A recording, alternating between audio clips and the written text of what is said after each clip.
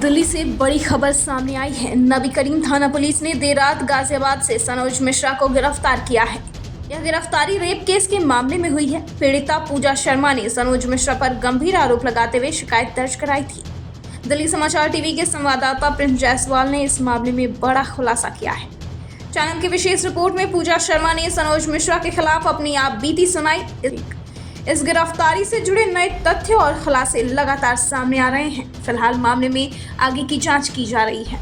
नमस्कार, मैं प्रिंस जायसवाल और आप देख रहे हैं दिल्ली समाचार। बड़ा खुलासा मैं आपको बताता हूं। सनोज मिश्रा केस में जो गिरफ्तारी हुई है कल नबी करीम थाने में, उनकी जो है जिन्होंने एफआईआर दर्ज की है, पूजा शर्मा मेरे साथ है बात करने के लिए। पूजा, पूरा मामला क्या था और सनोज जी को आपने क्यों फंसाया और पूरा मामला क्या है? और अभी आप ये कह रहे हैं कि सनोज जी को हमने फंसाया नहीं है, मेरे ऊपर दबाव बनाया गया था। किस बात का दबाव था?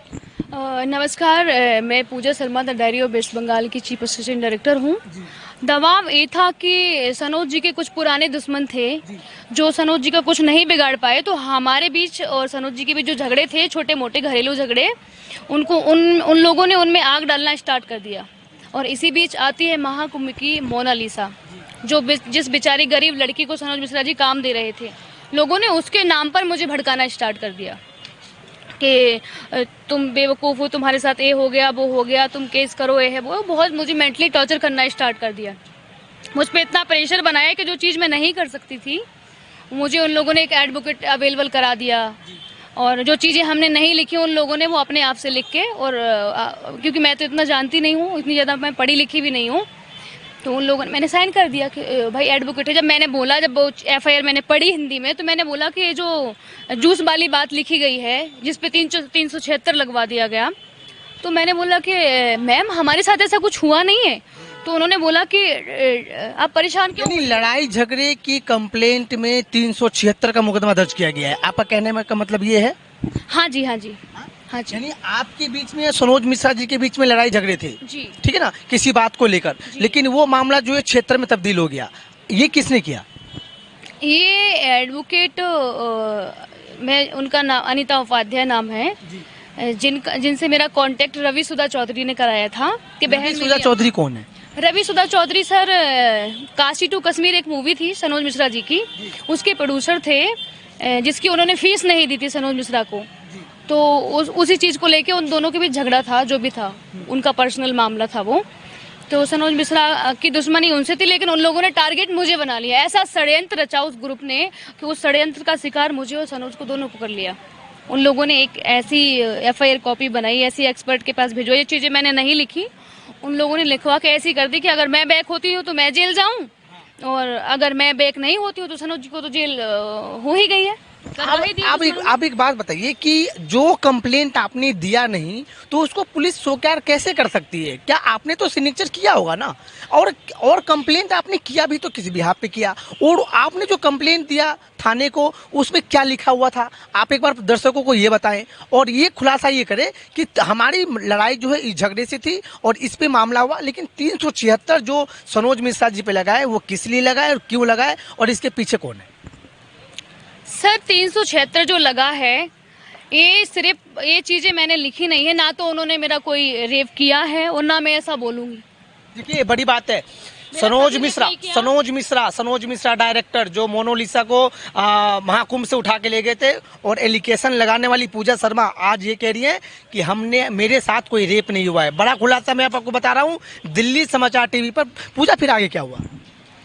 आगे ये हुआ है कि जब मैं बैक स्टेप लेने के लिए गई तो लोगों ने मुझे डराना धमकाना स्टार्ट कर दिया। कौन धमकाया, कौन डराया? जब मैं एडवोकेट के पास गई, हाई कोर्ट के एडवोकेट है रंजन सिन्हा जी, जब मैंने बोला कि सर मुझे केस नहीं करना है, अपना केस वापस लेना है, आप लोगों ने इतना बड़ा चढ़ा के लिखवा दिया, ये सब चीज़ें ठीक नहीं है, तो उन्होंने मुझे बहुत डराया धमकाया। उन्होंने बोला कि आपने एफिडेविट कैसे दिया, क्योंकि मैंने 30 हज़ारी कोर्ट में एक एफिडेविट दिया था। क्या एफिडेविट किस चीज़ का था?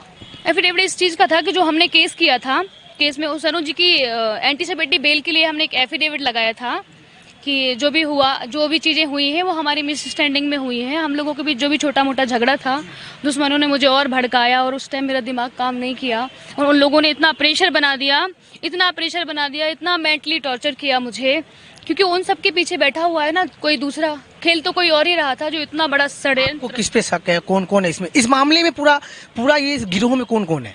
इस गिरोह में वसीम रिजवी जो कि सनोज जी का कट्टर दुश्मन है, रवि सुधा चौधरी, मारूफ सिंह, माही आनंद, अनीता उपाध्याय, एडवोकेट रंजन सिन्हा। अच्छा, इतने लोग दुश्मन क्यों हो सकते हैं, किस लिए हो सकते हैं, और आप टारगेट क्यों बन गए? टारगेट में इसलिए बन गई क्योंकि उनके पास कोई और मुद्दा नहीं था ना।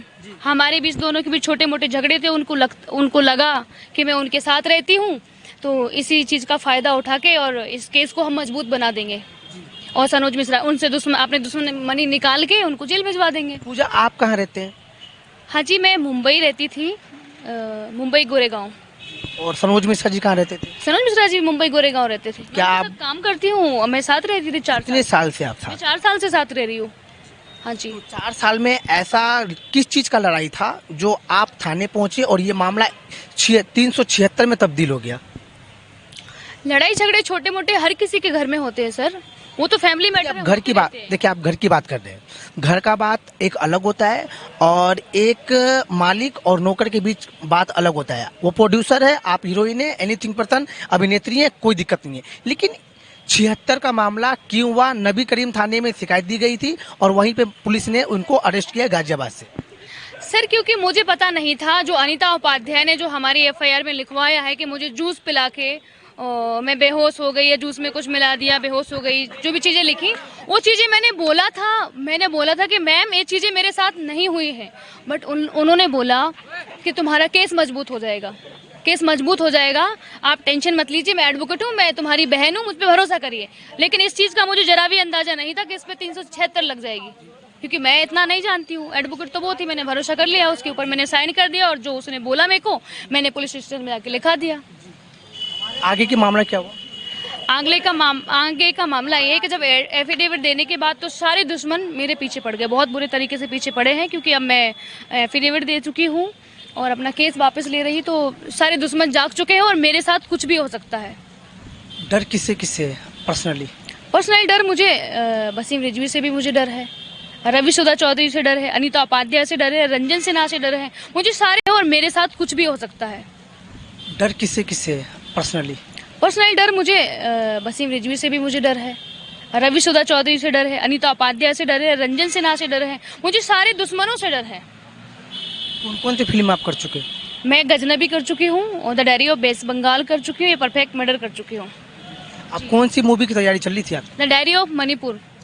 मोनालिसा को आते ही फिर ऐसा भूचाल क्यों आया? इसलिए क्योंकि उनको लगा कोई गरीब घर की लड़की है जो आगे बढ़ जाएगी, क्योंकि जो दुष्टी और अत्याचारी लोग होते हैं वो किसी गरीब को आगे बढ़ते नहीं देखना चाहते ना, उनकी सोच वही होती है छोटी वाली, समझ रहे हैं ना आप। तो उनको लगा कि सनोज मिश्रा बहुत आगे बढ़ जाएगा, उनके तो दुश्मनी थी, वो नहीं देख सकते। दुश्मन कभी एक दुश्मन को आगे बढ़ते देख सकता है क्या? नहीं देख सकता है ना सर। तो उन लोगों को लगा कि फिल्म रुक जाएगी। ये सब षड्यंत्र में मैं बहुत बुरी तरीके से फंस चुकी हूँ, बहुत गंदे तरीके से फंस चुकी हूँ और मुझे इन लोगों से बहुत डर है, बहुत मैं परेशान हो चुकी हूँ। और अभी मैं आई हूँ पुलिस स्टेशन नाबी करीम से, जहाँ पे सनोज जी का इन्वेस्टिगेशन चल रहा है। अच्छा, एक बात बताइए मुझे, सनोज मिश्रा जी को उठाया कहाँ से गया था? उठाया गया था सर गाजियाबाद सूर्यनगर से। वहाँ कौन कौन था? वहाँ मैं थी और सनोज जी थे। वहाँ कहाँ पे थे आप? किसके घर पे थे? क्या फ्लैट में थे या होटल में थे? सर होटल में थे। आप लोग कितने दिन से? कितने दिन से नहीं, वो कल ही आए हुए थे सर। जी। और आप दोनों साथ आए? जी, किसी एक सर हैं, उन्होंने कॉल किया और बोला कि मैं बस स्टॉप पे खड़ा हूँ, मुझे लेने के लिए आ जाइए, रहने के लिए यहाँ कुछ नहीं है, मुझे पुलिस परेशान कर रही है, कल त्यौहार है, जो भी मनाना है तो नहीं मना सकता, साल में एक बार त्यौहार आता है। तो सनोज जी ने मुझे बोला कि उनको जाके रिसीव कर लीजिए, तो मैं तो रिसीव करने के लिए वहाँ गई हुई थी। मैंने देखा कि उनके पीछे पुलिस भी आ गई वहाँ और अरेस्ट करके और पुलिस स्टेशन ले गई। अच्छा, हाँ जी। बड़ा खुलासा आप सुन रहे थे। पूजा शर्मा जिन्होंने एक मारपीट की शिकायत दी थी या लड़ाई झगड़े की शिकायत दी थी, वो तब्दील हो गई 376 में और गाजियाबाद के सूर्यनगर से सनोज मिश्रा जी को अरेस्ट किया गया और नबी करीम थाने लाया गया, जहां लगातार उनसे पूछताछ की जा रही है। और हालांकि इनका ये खुलासा ये है कि ऐसी कोई शिकायत नहीं दी जो हमने उनके ऊपर 376 का मुकदमा लग सके। अब देखना ही होगा इन सभी मामले में दिल्ली पुलिस क्या कदम उठा सकती है। कैमरा पर्सन शिवम के साथ मैं प्रिंस जायसवाल, दिल्ली समाचार।